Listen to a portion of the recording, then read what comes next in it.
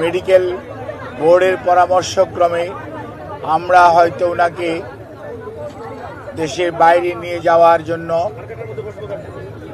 সর্বোচ্চ পর্যায়ের চেষ্টা অব্যাহত রেখেছিলাম, কিন্তু ওনার যে এয়ার অ্যাম্বুলেন্স যেটি কাতার এর আমিরের পাঠানোর জন্য যিনি উদ্যোগ নিয়েছেন, সেই এয়ার অ্যাম্বুলেন্সের কারিগরি ত্রুটির কারণে ওটাও যেমন আসতে পারে না, এটা সত্যি কথা।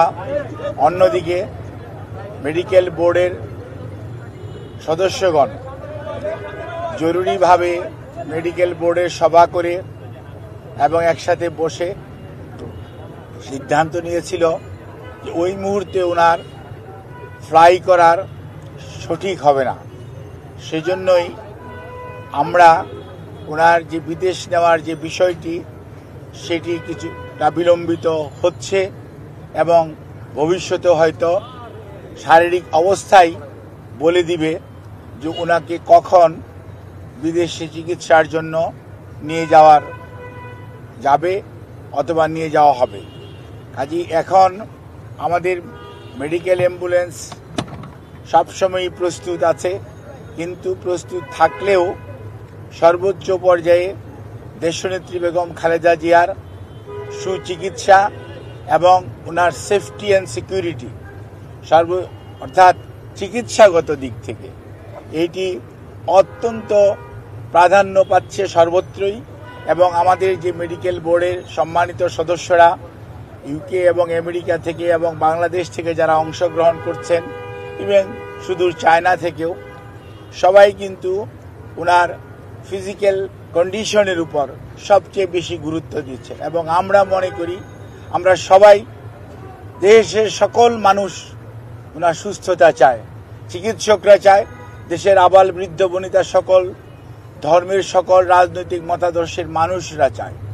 কাজেই যেহেতু ওনার স্বাস্থ্য আমাদের সর্বোচ্চ অগ্রাধিকার, সেজন্য আমাদের ভারপ্রাপ্ত চেয়ারম্যান সার্বক্ষণিকভাবে জনাব তারেক রহমান সাহেব এটি যেমন তদারকিও করছেন এবং এ ব্যাপারে চিকিৎসকদের মতামতকেই উনি সবচেয়ে বেশি অগ্রাধিকার দিচ্ছেন, দলও সেই অনুযায়ী অগ্রাধিকার দিচ্ছে। কারণ সবচেয়ে বড় কথা মনে রাখতে হবে যে মেডিকেল বোর্ডের সদস্যরা বিগত 6 বৎসর যাবৎ ওনাকে বিভিন্ন সময় যে সেবা দিয়ে এসছেন, প্রতিকূল পরিস্থিতিতেও।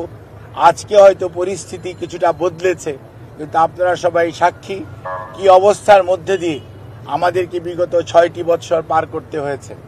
কাজে এই অবস্থার মধ্যে মেডিকেল বোর্ডের সদস্যরা অত্যন্ত দৃঢ়তার সঙ্গে এবং অত্যন্ত professionally they are handling the matter. অর্থাৎ আমাদের যে এইখানকার যে শুধু যে দেশের চিকিৎসকরা এটার সাথে ইনভলভ তা ভাবার কোনো কারণ নেই। আমি সব সময় আপনাদেরকে মেডিকেলের সদস্যদের নাম সব সময় বলেছি, আমি আবারও আজকেও বলতে চাই যে আমরা প্রফেসর ডক্টর শাহাবুদ্দিন তালুকদার এখানে উনি আছেন, এখানে ডক্টর এজেড সালেহা আছেন, ডক্টর মাসুম কামাল আছেন এবং ডক্টর জিয়াউল হক আছেন, ডক্টর জাফর ইকবাল আছেন এবং সেই সাথে আমাদের ব্রিগেডিয়ার সাইফুল ইসলাম আছেন এবং এর বাইরেও ডক্টর শিজান অর্থাৎ লুৎফুল আজিজ উনিও আছেন, professor AQM Mohsin, professor doctor Shamsul Arefin এবং ওনার প্রধান চিকিৎসক ডক্টর ফখরুদ্দিন মোহাম্মদ সিদ্দিকী এবং doctor professor doctor Nuruddin Ahmed, ইনারা বাংলাদেশ থেকে আছেন। এর বাইরেও সব সময় ওনার চিকিৎসার ব্যাপারে জন পেট্রিক কেনেডি এবং জেনিফার ক্রস এবং প্রফেসর গোল্ডস্টোন, এই 3 জন লন্ডন ক্লিনিকের চিকিৎসক এবং প্রফেসর ডক্টর রিচার্ড, উনি হচ্ছে লন্ডন ব্রিজ হসপিটাল অর্থাৎ আপনার কিংস কলেজের উনি প্রফেসর, উনি আছেন। শাকিল ফরিদ পেপোয়ার্থ ক্যামব্রিজ যে কার্ডিওলজি সেন্টার সেইটার সাথে জড়িত আছে এবং প্রফেসর গার্বি উনি হচ্ছেন একজন আপনার কার্ডিওলজিস্ট যিনি ভ্যালভুলার হার্ট ডিজিজ হ্যান্ডেল করেন, উনি এটার সাথে সম্পৃক্ত আছেন। এবং ইউএসএ থেকে প্রফেসর হাবিবুর রহমান লুলু এবং professor John Hamilton, professor doctor Hamid Rao, professor doctor Rafiquddin Ahmed, professor doctor Jorjis, এনারা কিন্তু ওনার চিকিৎসার সাথে সম্পৃক্ত আছেন।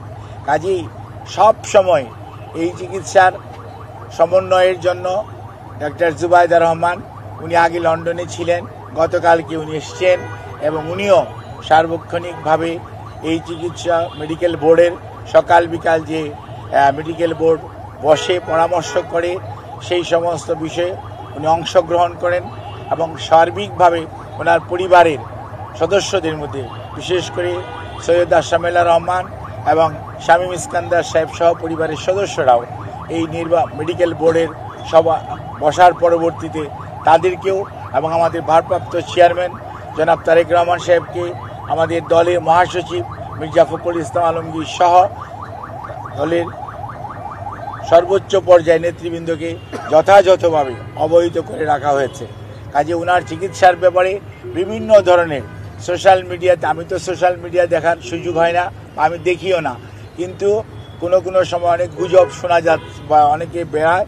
আমি সবাইকে অনুরোধ করব, দয়া করে দেশনেত্রীর এর প্রতি যদি আপনাদের শ্রদ্ধা এবং ভালোবাসার নিদর্শন স্বরূপ বিনীতভাবে অনুরোধ করব, আপনারা দয়া করে যে শোট ফ্যাক্ট এটার বাইরে কেউ গুজব ছড়িয়ে মানুষকে দয়া করে বিভ্রান্ত করবেন না এবং শুধুমাত্র আল্লাহ রাব্বুল আলামিনের কাছে দোয়া করেন। আল্লাহর অশেষ সহমতে সব সময় উনি এসছেও প্রতিকূল অবস্থা থেকে আল্লাহ ওনাকে সুস্থ করেছেন। আপনাদের সবার দোয়ায় আমরাও এবার এবং মেডিকেল বোর্ড অত্যন্ত আশাবাদী যে এবারও ওনার যে শারীরিক জটিলতা এটা থেকে আপনাদের দোয়া এবং আল্লাহর অশেষ মেহেরবানিতে ইনশাআল্লাহ দেশনেত্রী বেগম খালেদা জিয়া সুস্থ হবেন। আর বিদেশে যাওয়ার ব্যাপারে আমাদের সর্বোচ্চ প্রস্তুতি রয়েছে। যখনই ওনাকে বিদেশ নেওয়ার জন্য মেডিকেল বোর্ড যথোপযুক্তভাবে তৈরি মনে করবেন, শারীরিকভাবে মনে হবে যে ওনাকে সেফলি ট্রান্সফার করা যাবে, কারণ মনে রাখতে হবে 12 থেকে 14 ঘন্টা যখন আপনি এয়ার ফ্লাই করবেন তখন যে হাই অল্টিটিউডে মানুষের শারীরিক যে পরিবর্তন হয় সেটির সাথে খাপ খাওয়ানো একজন অসুস্থ মানুষের পক্ষে সব সময় সম্ভব হয় না।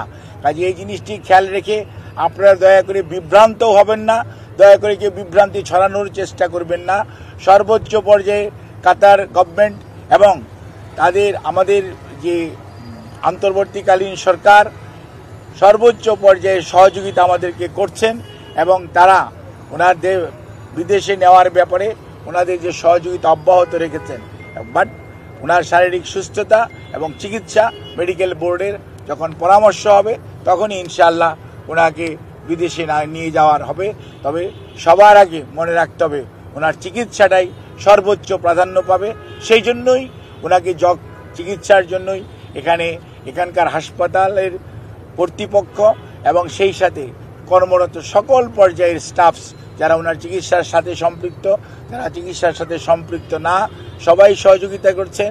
সর্বোচ্চ পর্যায়ে হাসপাতালে ভর্তিকৃত অনেক রুগী এবং রুগীর আত্মীয় স্বজন আমাদের অনেক আবেগপ্রবণ আমাদের সহকর্মীদের কারণে হয়তো অনেকভাবে বাধাগ্রস্ত হচ্ছেন। সেজন্য আমরা আপনাদের কাছে যারা একটু মনে কষ্ট পাচ্ছেন তাদের কাছে আমরা ক্ষমা প্রার্থী, আপনাদের সহযোগিতা চাই এবং সর্বোচ্চ পর্যায়ে আপনাদের সহযোগিতা ছাড়া আমরা সত্যিকার অর্থে ওনার চিকিৎসা কার্যক্রম অব্যাহত রাখা কষ্ট হবে।